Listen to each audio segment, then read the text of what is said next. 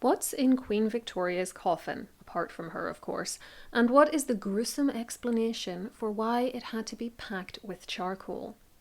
In this royal history documentary from History Calling, I'll reveal the list of items Victoria requested she be buried with, from the romantic, to the tragic, to the downright scandalous. You'll hear in her own words how she wanted to be treated after death, plus a detailed eyewitness account from one of those who actually saw the Queen in her coffin and was responsible for carrying out her final wishes and keeping them secret from the wider royal family. I'll then dig a little deeper, discussing the reasons she asked for these items to go with her to the grave, and what it tells us about her state of mind in her final years, her religious beliefs, the performative aspects of royalty, and the Queen's need for control even after her death.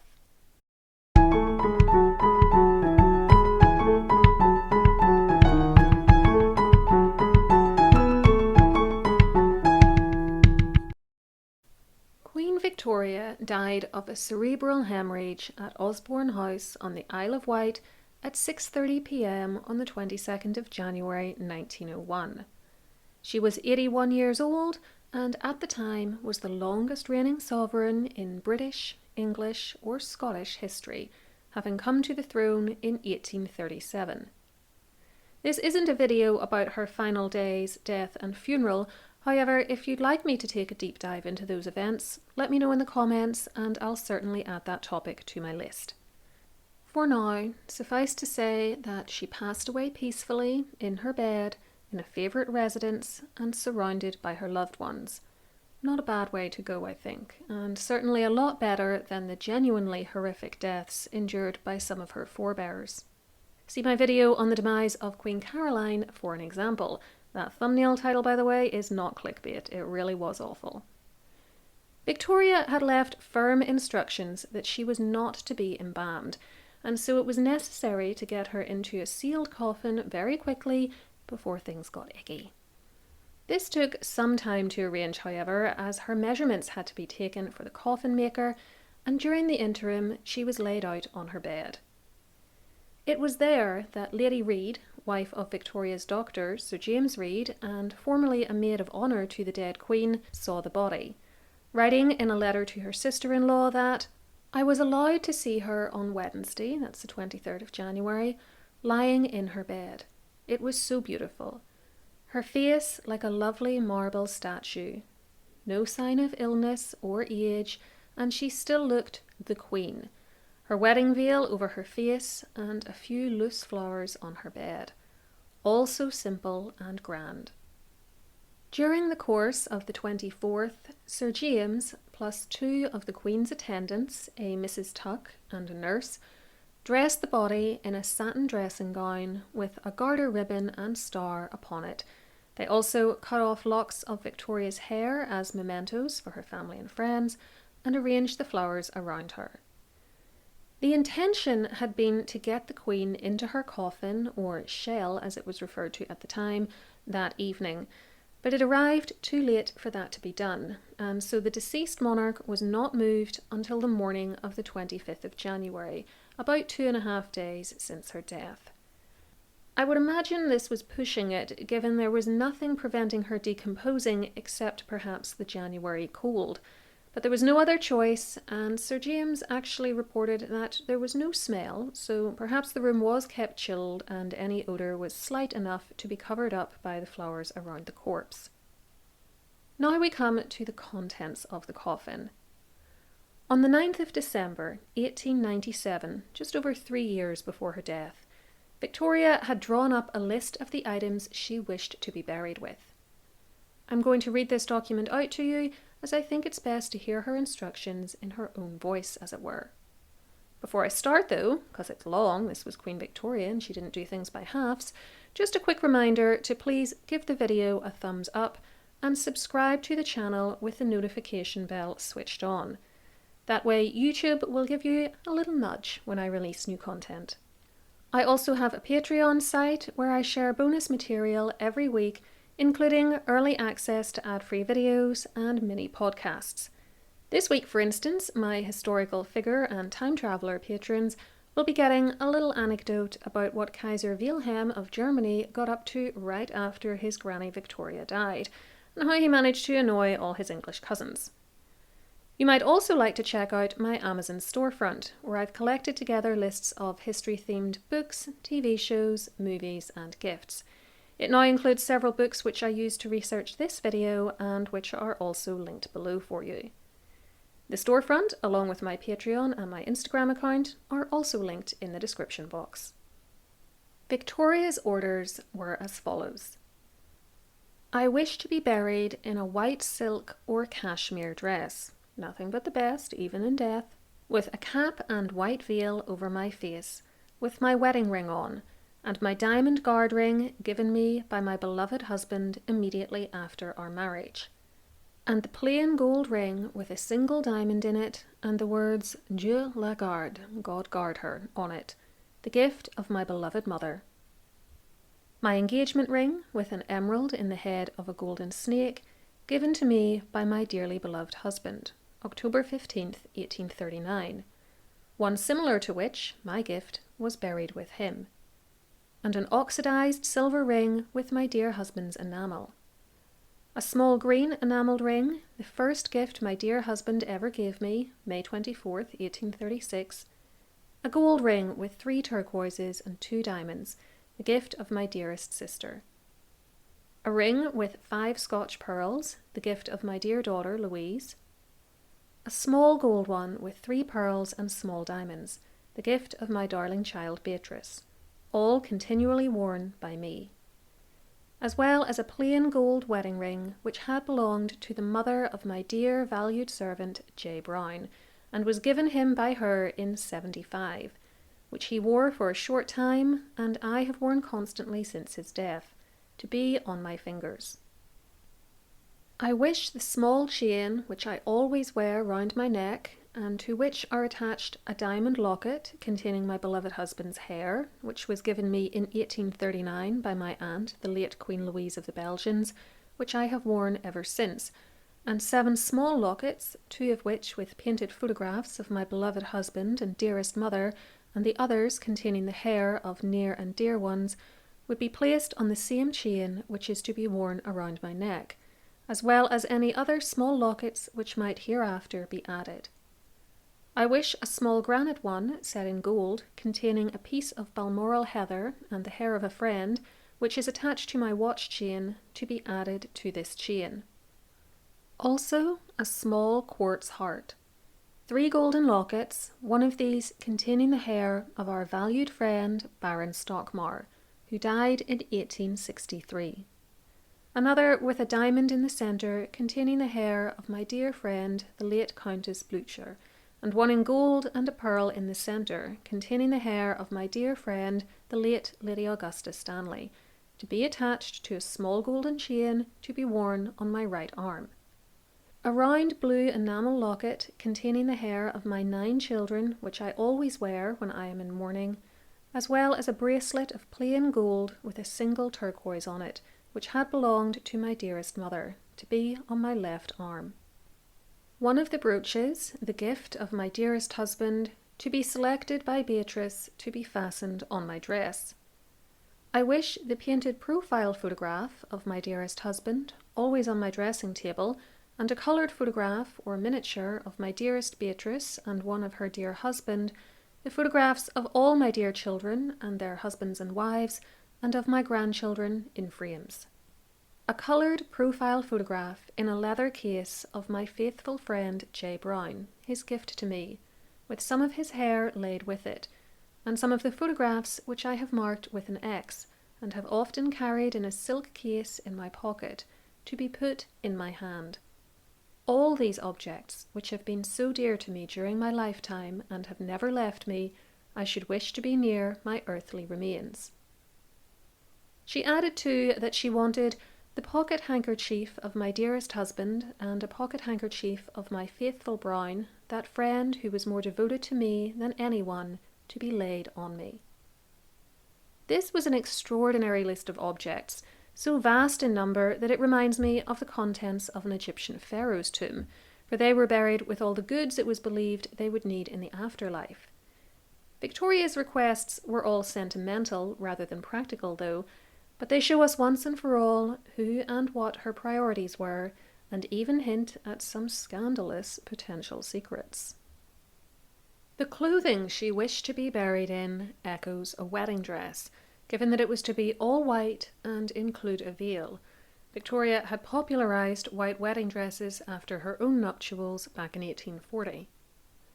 It also echoed the Queen's more general requirement that her funeral be white, not black.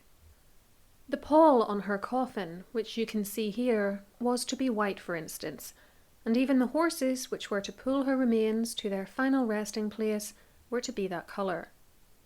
One of her biographers, Christopher Hibbert, attributes this to a conversation she had had years earlier with Lord Tennyson when he had expressed a preference for white over black funerals.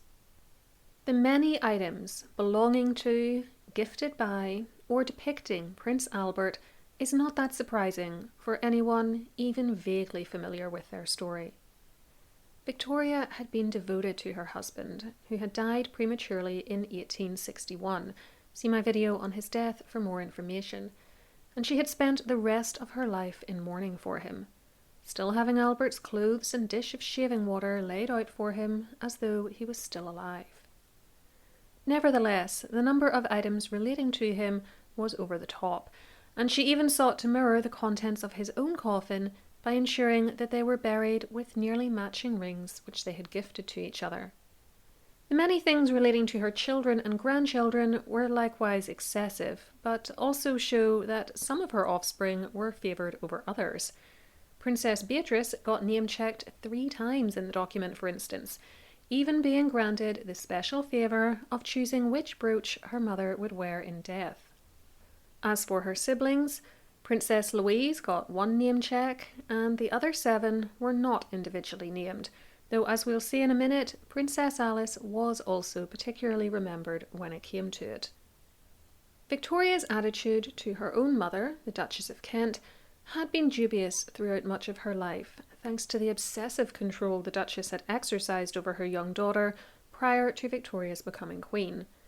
But relations had improved by the time the Duchess died in March 1861, and Victoria's references to her dearest mother suggest she had found a way to remember her fondly. The order to place a piece of Balmoral heather in the coffin demonstrates her great love for this Scottish castle, which remains a favourite summer holiday retreat for her descendants to this day. The items which have sparked particular interest, though, are those which relate to John Browne. This Scotsman had been a great favourite of Victoria's after Albert's death, and there have long been rumours that the two underwent a secret marriage ceremony. The fact that she wanted his picture, hair, handkerchief, and his mother's wedding ring in or on her hands, giving him a status almost as high as Albert's, has done nothing to dampen the speculation, and as a result, they are the most scandalous items she requested. If you'd like to see this relationship represented on screen, by the way, you could do worse than the Judi Dench-Billy Connolly movie, cheekily named Mrs. Browne. What did Victoria get out of demanding that all of this paraphernalia be buried with her, though? She was a lifelong Anglican and the head of the Church of England, a woman who believed that she would go to heaven and be with her lost family members and friends there, to be eventually joined by those she had left behind. She had even hoped in the immediate aftermath of Albert's death that she wouldn't long outlive him, so that they could be together again. Unlike the ancient Egyptians, who believed the mortal body would be important in the afterlife and so went to great lengths to preserve it and bury it with items for use in the next world, Victoria does not seem to have had any such belief. There was no embalming, remember. As a result, she will have decomposed very quickly. Furthermore, a lot of these items were going to be destroyed by being buried with a decomposing corpse. Does anyone really think that those handkerchiefs laid on her body are still in the tomb? Because I sure don't. The best answer I can come up with is a kind of cognitive dissonance, whereby she believed on the one hand that her dead body would be of no use to her anymore, and yet on the other she drew comfort during her life from imagining her corpse, later skeleton, later dust, being surrounded by all of these items. It doesn't really make sense, but there you go. She may have even viewed it as a last act of loyalty to all those she loved and had loved, so that she could meet them in the afterlife and tell them that she had not failed in her devotion to them, even at the very end. Perhaps she also had at the back of her mind the performative aspect of monarchy. A high-ranking royal is always watched and their every action dissected. Even death was a kind of performance, and despite the private nature of her requests, she may have anticipated that the list of items placed in her coffin would eventually become public, and wanted to ensure that she was buried in a suitably majestic manner with all these belongings. Last but not least, for a woman who was rarely told no after the age of 18 when she had come to the throne, this obsessive planning for the contents of her own coffin may have given her a sense of control that she was by then much used to, and not prepared to relinquish even in death. Her demands were very much in character in another way too. The intense sentimentality she showed in having mementos of pretty much all her immediate relations, plus some valued friends, is very much in line with Victoria's general attitude to death. She'd always had a fascination with its rituals, even as they pertained to her dogs, who got lead coffins and posthumous statues, and she enjoyed visiting graves and mausoleums. Even in an era when wearing mourning for deceased relatives and keeping locks of their hair, often placed into jewellery such as mourning rings, was very common, Victoria's obsession with the afterlife, or rather with how the deceased were remembered by the living, was quite extreme. Even the way in which she wrote out the list is telling. It was not necessary to explain when certain items had come into her possession or when certain people had died, but she did it anyway, and we can sense her reliving the memories associated with those objects as she wrote out their descriptions. She simply couldn't switch that strong sentimental streak off, nor could she ever loosen her grip on those who had died before her, especially Albert. To do so, in her mind, would have suggested that she didn't love them. Her requests for her coffin goods were slightly ridiculous, though, given the size it would be. She was barely 5 feet tall, and her expectation that some of the contents be kept private, at least at the time of her burial. As a result, her wishes immediately caused headaches for those who had to try to enact them. In the wake of her death, Sir James Reid spoke with Mrs. Tuck, who, quote, read me the Queen's instructions about what the Queen had ordered her to put in the coffin, some of which none of the family were to see, and as she could not carry out Her Majesty's wishes without my help, she asked me to cooperate. The doctor agreed to do so and to be as discreet as possible, but again he wrote what was done in his private diary, and when it eventually came into the public domain, it revealed how the stuffing of Victoria's coffin with enough trinkets to open a fully stocked souvenir store had been accomplished without the royal family realising, thereby keeping her final wishes secret from them. The following diary entry for the 25th of January 1901 also includes details of some extra items she had asked to be buried with. It says, at 9:30 a.m. I went to the Queen's room and arranged with Mrs. Tuck and Miss Stewart to put on the floor of the Queen's coffin, over the layer of charcoal 1.5 inches thick, the various things, dressing gown of Prince Consort, cloak of his own embroidered by Princess Alice, the Prince Consort's plaster hand, numerous photographs, etc., which Her Majesty had left instructions with them to put in. Over these was laid the quilted cushion made to fit the shape of the coffin, so that it looked as if nothing had been put in. So do you see what was done here? The coffin effectively had a double bottom or secret compartment hidden by a large cushion which disguised everything put into it beneath the body and before the corpse was in place. This suggests that it was comparatively deep and helps to explain how everything could be fitted in with enough room left over for the remains. Now Reid doesn't relist each item that he and Mrs. Tuck placed in the coffin, and I do have to wonder if they were able to gather up all the objects Victoria requested.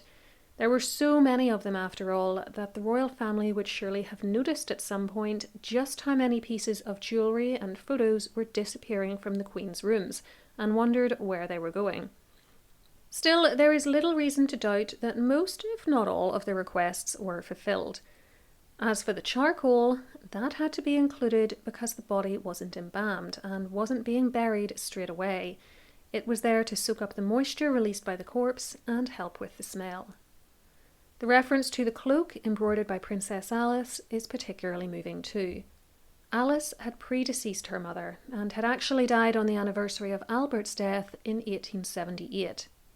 The plaster cast of Albert's hand was something that Victoria had slept with on many, many nights since his death, and which always brought her great comfort. It was also the inspiration for this whole video, by the by. I came across a reference to it being in her coffin while I was creating my video on his death, and that sent me down the rabbit hole of researching her coffin contents. Back to Reid though, who explained what happened next, writing that, "I then got Woodford and his men to move the shell round to the side of the Queen and on the same level as the bed on which she was lying. I sent them out into the adjoining dressing room. The Princess of Wales came," he means Queen Alexandra, but he switches between calling her the Princess and the Queen, "and she and the King remained a few minutes alone in the room, and the Queen," again this is Alexandra, "laid some flowers on the body. Then I brought in the Emperor of Germany, the Queen having gone out, the Duke of Connaught, Prince Arthur of Connaught, Mrs. Tuck, Mrs. Stewart and Ticking, Woodford, Scott and Spencer. We lifted the Queen into the coffin, Mrs. Tuck and I taking the head, Mrs. Stewart and Ticking the feet, the King and Duke of Connaught, the Emperor and Prince Arthur, the straps laid under the body on the left over the coffin, and Woodford, Scott and Spencer on the bed on the right side of the body. Then all the royalties went out, leaving Mrs. Tuck, Mrs. Stewart and Ticking with me, and they arranged the Queen's dressing gown, the veil and the lace. Then I packed the sides with bags of charcoal in muslin and put in the Queen's left hand the photo of Browne and his hair in a case, according to her private instructions, which I wrapped in tissue paper and covered with Queen Alexandra's flowers. I find this detail about who moved the body to be fascinating. Nowadays, one would expect that the hired help would do this, or the Queen's personal servants at the very least. It seems remarkable to me that included in the group depositing her in her coffin were Edward VII, Kaiser Wilhelm of Germany, Prince Arthur and the Duke of Connaught. It also seems a little much that 10 people were required to lift her. I know she was overweight, but she was also only about 5 feet tall or so, and she lost some of her weight during her final illness. After all this was done, the various assembled members of the royal family came back in for a final look at Victoria, none of them apparently noticing the objects surreptitiously placed in her hands, so kudos to Reid for managing to hide them so well and so fast. I think my nerves would have failed me if I'd had to do that and I'd known that Edward VII and Kaiser Wilhelm were just outside the room, never mind the others. The servant Woodford, plus 2 men who worked for him, then came back in and sealed the coffin. This oak shell, as they called it, was only the first coffin though. It was then placed, Russian doll style, inside another of lead, and a final outer one of oak. Together it all weighed half a ton. It was transported back to the mainland and a funeral service held at St. George's Chapel at Windsor. Finally, on the 4th of February, the Queen was laid to rest next to her beloved Albert in this mausoleum at Frogmore. It is fortunate indeed that the two are protected within the security cordon of the royal estate, for the contents of their combined coffins are a literal treasure trove, and the stuff of dreams for grave robbers who could live out the rest of their lives on the proceeds of selling all the gold and precious stones which still adorn Victoria and Albert's skeletons to this day. I hope you found that trip into Victoria's coffin, and indeed her psyche, interesting.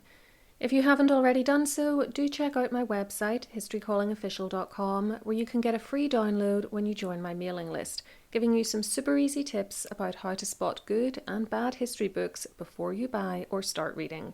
It's linked below for you. Let me know in the comments which item or items you found the most noteworthy out of the list, and if you'd like a video on Victoria's death and funeral.